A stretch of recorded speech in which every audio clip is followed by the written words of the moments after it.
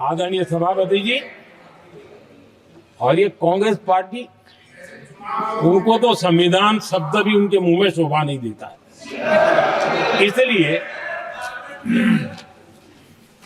जो अपनी पार्टी के संविधान को नहीं मानते हैं,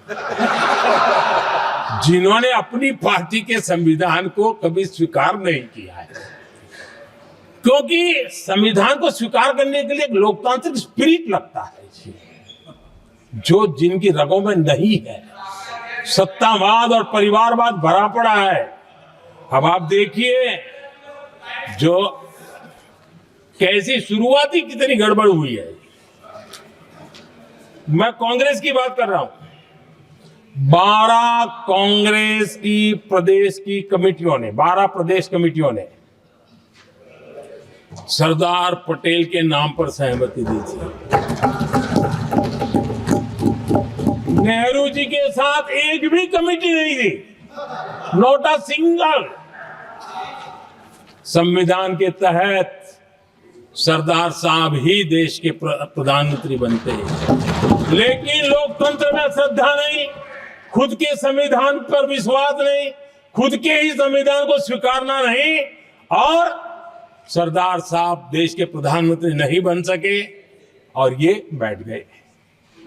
जो लोग अपनी पार्टी के संविधान को, जो लोग अपनी पार्टी के संविधान को नहीं मानते,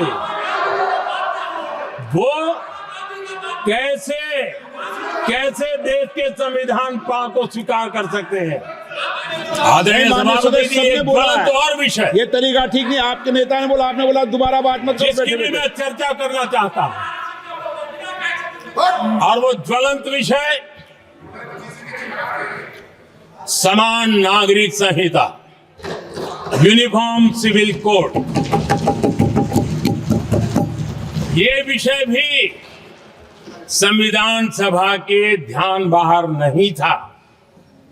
संविधान सभा ने यूनिफॉर्म सिविल कोड को लेकर के लंबी चर्चा की, गहन चर्चा की, और उन्होंने बहस के बाद निर्णय किया कि अच्छा होगा कि जो भी सरकार चुन करके आए वो उसका निर्णय करे और देश में यूनिफॉर्म सिविल कोड लागू करे।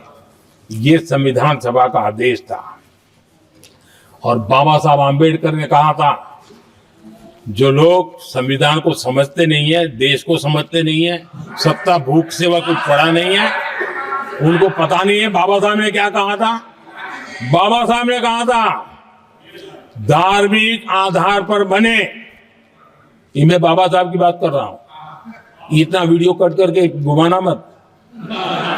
आदरणीय सभापति जी, बाबा साहब ने कहा था, धार्मिक आधार पर बने पर्सनल लॉ को खत्म करने की बाबा साहब ने जोरदार वकालत की थी। उस समय के सदस्य के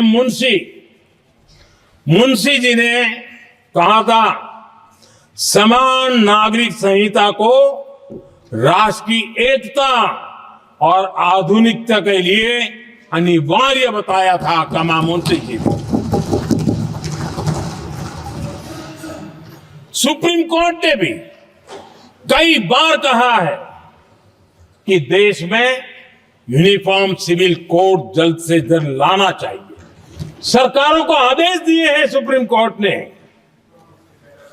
और उसी संविधान की भावना को ध्यान में रखते हुए, संविधान निर्माताओं की भावनाओं को ध्यान में रखते हुए, हम पूरी ताकत से लगे हुए हैं सेक्युलर सिविल कोड की।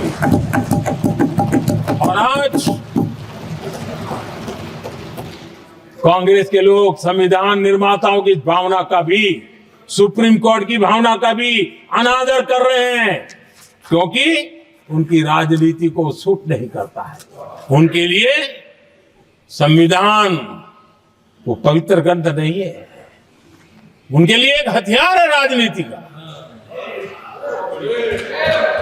खेल खेलने का हथियार बना दिया।